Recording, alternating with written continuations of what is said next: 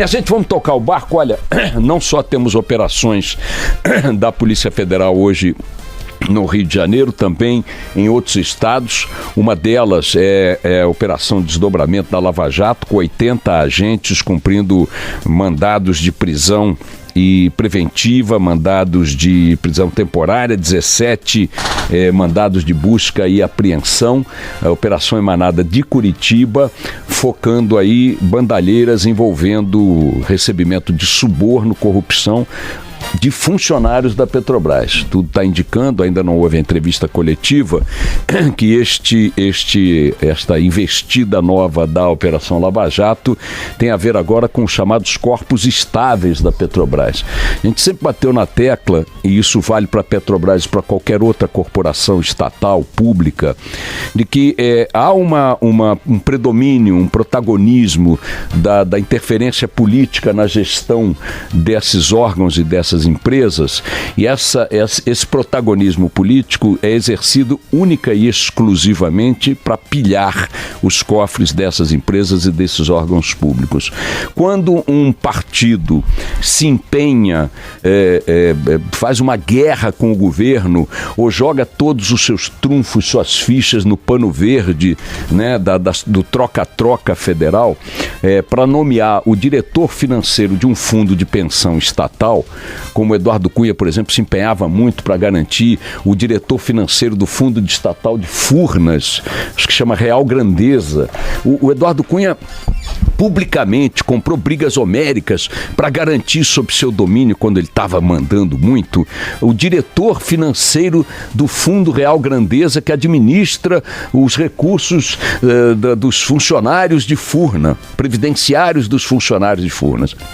Quando um deputado federal, um partido, um grupo de políticos se empenha nesse tipo de nomeação, ele não está fazendo porque ele tem uma política previdenciária que ele quer ver executada. Quando ele se empenha em nomear o ministro dos Transportes, ele não está defendendo uma linha expressa no programa do partido para definir o modal de transporte nacional, a infraestrutura ferroviária, portuária ou rodoviária e tal, não. E não é por isso que eles querem nomear o ministro. Lembram daquele presidente caricato da Câmara dos Deputados, Severino Cavalcante, lembram dele? Uhum. Que ele foi ao Lula quando se elegeu, surpreendendo todo mundo. Ele se elegeu presidente da Câmara dos Deputados com os votos da raia miúda da Câmara, né, dos pequenos partidos, das bancadas desalinhadas, etc. e tal.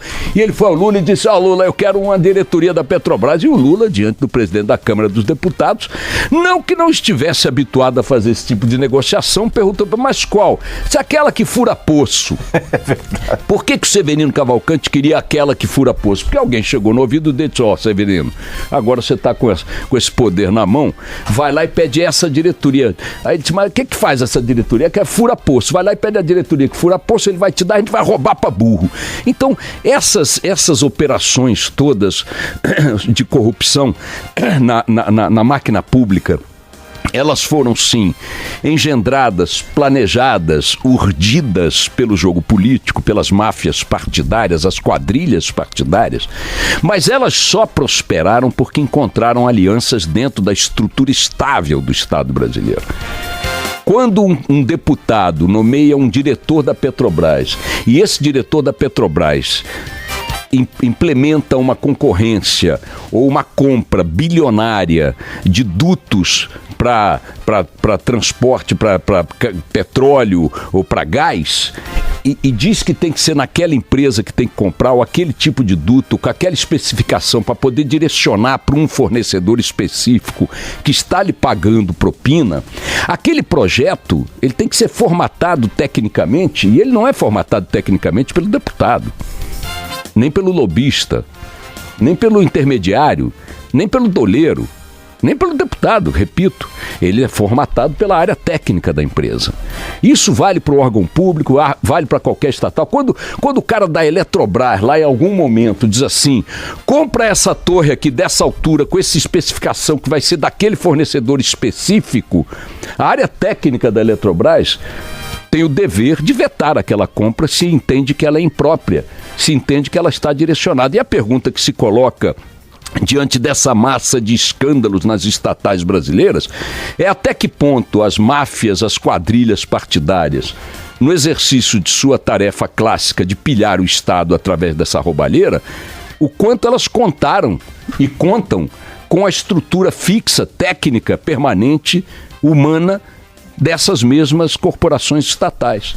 Como é que você faz passar dentro da Band, por exemplo, a compra de um equipamento de transmissão mais caro que outro, sem necessidade de ser mais caro, para iludir a empresa, sem que o técnico responsável por dizer, olha, isso aqui está mais caro, hein? Isso aqui está fora da especificação. Leve uma grana por fora para poder calar a boca ou até mesmo formatar o projeto de maneira adequada. Então, como era previsível, inevitável e saudável, saudabilíssimo, a Lava Jato aos poucos vai chegando ao tecido de segundo nível, a camada subterrânea da corrupção dentro das estatais brasileiras, repito, que se repete em órgãos públicos de uma maneira geral, em que os corpos funcionais fazem parte do esquema. Pela omissão, pela cumplicidade, né? Pelo planejamento até. Então é bom, porque a gente foca muito na classe política e tem que focar, como sendo o epicentro de muitas coisas que precisam ser corrigidas, talvez da maior parte das coisas que precisam ser corrigidas, mas há um olhar que tem que ser voltado para o Estado brasileiro, para a sua composição, para seu caráter corporativo, para as suas proteções, para as suas imunidades, para o seu não mitoquismo. Eu, por acaso, estava lendo hoje uma notícia mostrando que o número de demissões por irregularidades, corrupção, bandalheiras, desvio mesmo de grana, de função e tal, no Serviço Público Federal, alcançou um número recorde no primeiro trimestre de 2018. Aí vocês vão dizer, então finalmente a faxina ética está atingindo os corpos estáveis do Estado brasileiro. Quantos foram os demitidos no primeiro trimestre deste ano no Serviço Público Federal? 142. Puxa, mas é um recorde. Desde 2003, quando começou a se contar esse número, jamais demitiram 142. Aí você vai dizer, tá fazendo uma faxina, não tá? Tá, né? Por quê? Porque é recorde, né? Não, mas aí você olha o número total de servidores, são 2.200.000. Nós temos 2.200.000 servidores federais. A máquina pública brasileira é o que nós conhecemos. As estatais brasileiras estão na vitrine o tempo todo pelos casos que nós conhecemos. E as demissões são 142 em 3 meses. E é recorde. Então, eu queria, depois de dizer isso rapidamente, sugerir Lembra outro dia que eu disse o seguinte, eu não sou contra a aplicação de princípios humanitários para lidar com presos internos do sistema prisional. Se você tem lá um cara que está com câncer terminal, que ficou cego lá dentro, que está amputado, que não consegue andar, esse cara, além da questão humanitária, o risco potencial que ele oferece à sociedade uma vez devolvido à sua casa é zero. Ele vai morrer, ele não se desloca, ele não tem condições. Então que se aplique esse sentido humanitário à devolução desse preso para um regime residencial e tal, prisão domiciliar e tal. O que é sacanagem é se aplicar esse sentido humanitário apenas ao Maluf. Então eu sugeri que se aplicasse a todos os presos brasileiros, né, a leitura que o Supremo Tribunal Federal, sensível aos argumentos de boas bancas advocatícias, aplicou ao Maluf.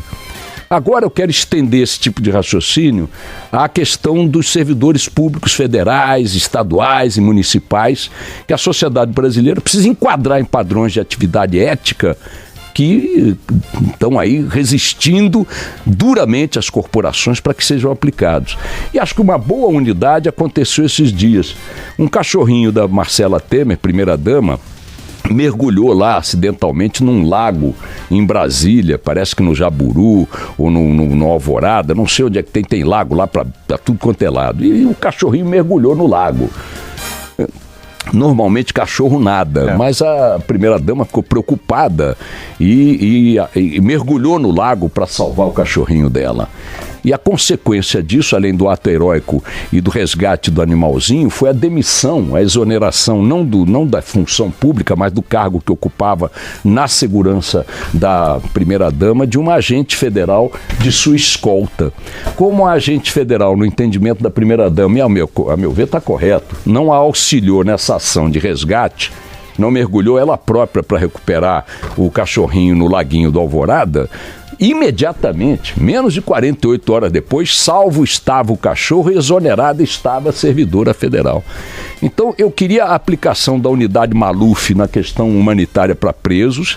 Nós temos 600 mil presos no Brasil, que se aplique a todos eles o princípio humanitário que privilegiou Maluf, que aliás continua bem, saudável, dentro de casa, lendo jornal, cercado de seguranças e tudo mais aqui em São Paulo, e o princípio cachorrinho de Marcela aos servidores públicos de uma maneira geral. Não cumpriu o que tem que fazer, em 24 horas tem que sofrer alguma consequência. Nos casos extremos, a demissão do serviço público, a bem do serviço público, porque corromperam-se ou foram corrompidos, ou sei lá o que fizeram. 142 para 2.200.000 nessa realidade que a gente vê aí, me parece um número, apesar de recorde, ou a despeito de recorde, bastante irrisório, modesto, né? Tem que acelerar um pouquinho. Cachorrinho da Marcela Temer neles, minha gente. Vamos nessa!